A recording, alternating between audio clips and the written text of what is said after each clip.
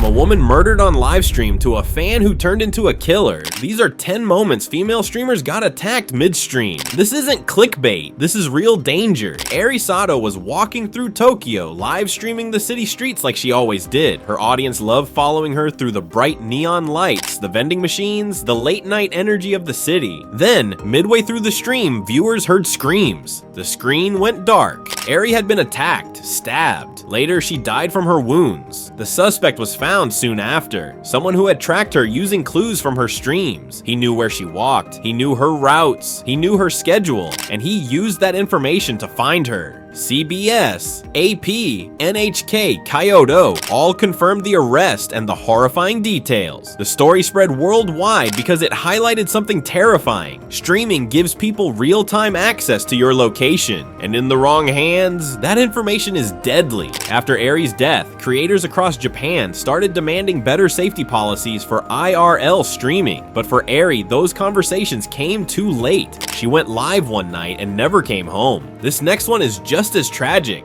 Valeria Marquez was a 23-year-old TikTok influencer in Mexico. She ran her own beauty salon and loved sharing her work with her followers. One day, she went live while working, just casual content, showing off her skills, chatting with her audience. Then a man walked in, posing as a delivery person. Seconds later, shots were fired. Viewers heard it. The stream cut out immediately. Police confirmed she was killed instantly. Security footage backed it up. Even though the motive is still being investigated, this became one of the most disturbing examples of how public visibility can turn fatal. Valeria wasn't even out in public. She was in her own workspace. And still, her location was known. The story sent shockwaves through the influencer community across Latin America. A lot of creators stopped live streaming for weeks, just out of pure fear. Think about that. She was doing what she loved. She was building her business. She was connecting with her audience. And someone decided that was the moment to take her life. Now let's talk about the fan who became a killer. Yoon Jia was a beloved Korean streamer. Young, upbeat, full of energy. Her fans adored her. She had built a real community. People who supported her, donated to her, interacted with her regularly. A few hours after she finished a live stream one night, Yoon was found dead in a remote area. The suspect? A longtime fan. Someone who had donated big money. Someone who seemed completely harmless. Someone who interacted with her all the time like a normal supporter. Until he wasn't harmless anymore. Police arrested him and confirmed the connection. It became one of South Korea's most chilling influencer cases. Not just because of what happened, but because of who did it. It's that blurred line between fan and stalker. Someone who feels entitled to your time, your attention, your life. Someone who thinks that because they support you financially, they own a piece of you. After Yoon's death, Korean creators started pushing for stronger privacy laws for influencers, because clearly just blocking someone online doesn't stop them offline. And by then, it was already too late for Yoon. Here's another moment that turned violent fast. Amoranth is one of the biggest names on Twitch, millions of followers, massive platform, and because of that fame, she became a massive target. One night, masked men broke into her home. They were armed, they were ready, and they had one goal, her crypto wallets. Luckily, she wasn't hurt, but the security footage she later released, doorbell cameras, surveillance clips, showed just how close it got. You can literally see them moving around her property, testing doors, looking for ways in.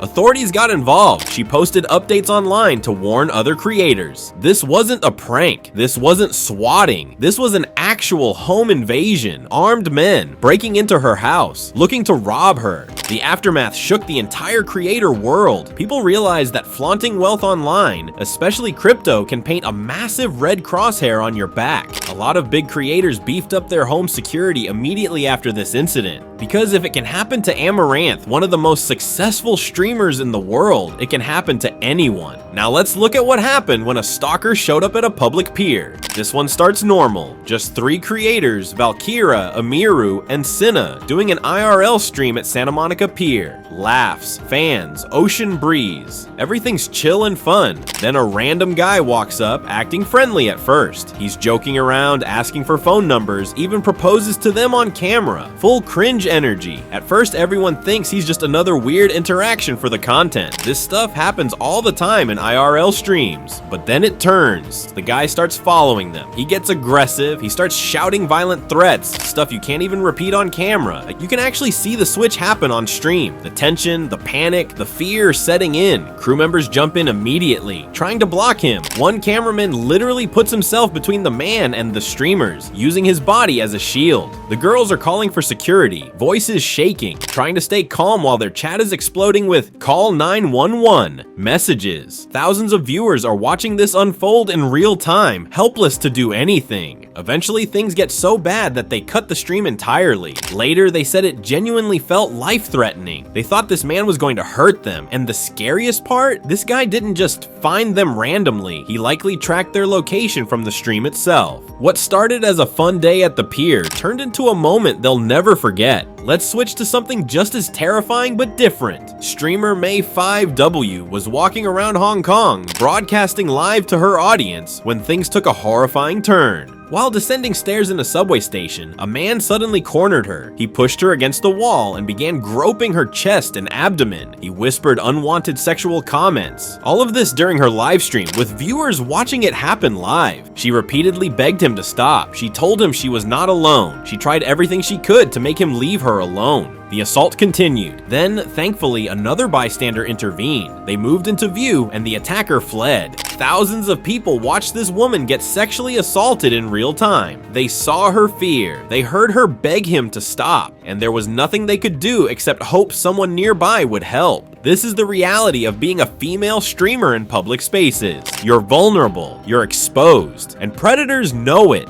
Here's what happened when racism and violence collided. Ginity is one of the biggest IRL streamers out there. She travels the world, meets fans, shows off local culture, all the wholesome stuff you'd expect from travel content. But her trip to Toulouse, France turned into something much darker. While she was walking and streaming, a man came up and started yelling at her. Racist insults, sexist garbage, just absolute hatred pouring out of him. Chat was blowing up, begging her to walk away, to get out of there. Then he actually hit her camera. You can see it jerk violently in the clip as he swipes at her phone, trying to knock it out of her hands. Ginity tries to de-escalate. She keeps her composure somehow, but you can hear how shaken she is. Her voice is trembling. The moment went viral immediately. South China Morning Post, Korea Herald, Yahoo, everyone covered it. French prosecutors even opened an investigation, calling it a possible hate crime. That's the thing about IRL streaming. One second you're laughing with viewers about croissants. The next second you're in danger because someone on the street decides you don't belong there. Now let's look at how fast a robbery can happen. Ira Abaa was an IRL streamer walking around Madrid, just chatting with viewers, vibing with the city energy. Then, in a split second, her phone was gone. Did you see that? The thief slips in, grabs her phone, and vanishes. The stream cuts instantly. Viewers literally watch the theft happen live. One moment she's talking to chat, the next moment the screen goes black and she's standing there, stunned, trying to process what just happened. The clip blew up all over Reddit and YouTube. It became a wake-up call for IRL streamers everywhere. It's not always stalkers or violent attacks. Sometimes it's just opportunists who see a streamer too focused on chat and think, easy target. After this incident, many IRL streamers started using camera operators or backup devices just in case something like that happens again. Same thing happened here. Russian streamer Chaikina was streaming at the beach. Bright sunny day, casual vibes, ocean waves in the background. Then, out of nowhere, someone just snatched her phone. The theft happens live. One second she's talking, the next the camera's spinning, sand everywhere, chaos, stream gone.